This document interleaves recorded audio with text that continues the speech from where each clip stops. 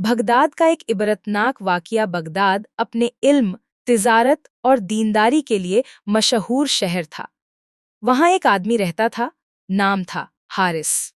बाहर से देखने में वह मुसलमान था, नमाज पढ़ता, जुमा में मस्जिद जाता और लोगों के सामने खुद को नेक दिखाता।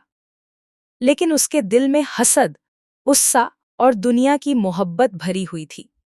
उसी मोहल्ले में एक गरीब मगर नेक मुसलमान रहता था, अब्दुल्लाह।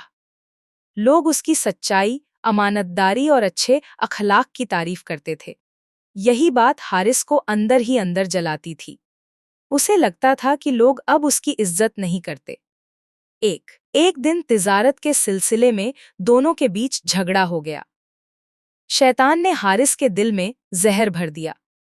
गुस्से में आकर उसने एक रात अकेले में अब्दुल्लाह पर हमला कर दिया और जानबूझकर उसका कत्ल कर दिया। कत्ल के बाद वह डर गया, मगर खुद को तसल्ली देने लगा, किसी ने देखा नहीं, मैं बच जाऊंगा। लेकिन वह भूल गया था कि अल्लाह देखने वाला है। हारिस ने लाश को छुपा दिया और रोजमर्रा की जिंदगी में लौट आया। मगर उसी दिन से उसकी दुनिया बदलने लगी। सबसे पहले उसके दिल का सुकून छिन गया। रात को नींद नहीं आती, हर आहट पर चौंक जाता। उसे लगता जैसे हर शख्स उसकी आंखों में देखकर कह रहा हो, तू कातिल है। कुछ ही दिनों में उसकी तिजारत में भारी नुकसान होने लगा। जो माल सोने जैसा बिकता था, अब कोई पूछता तक नहीं। कर्ज बढ़ता चला गया। फिर एक और मुसीबत आई।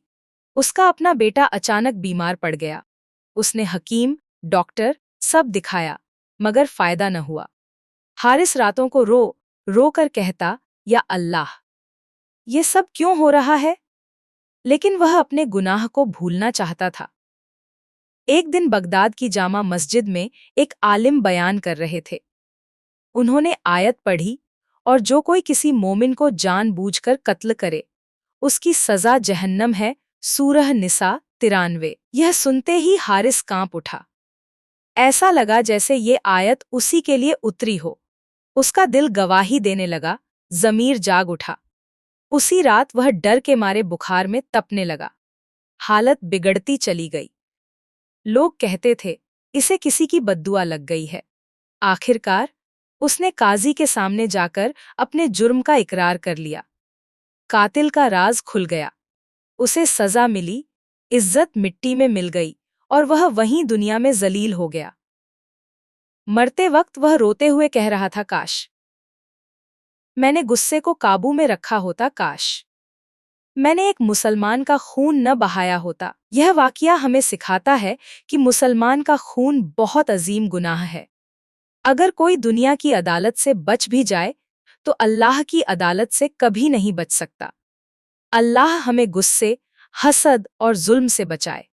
आमीन।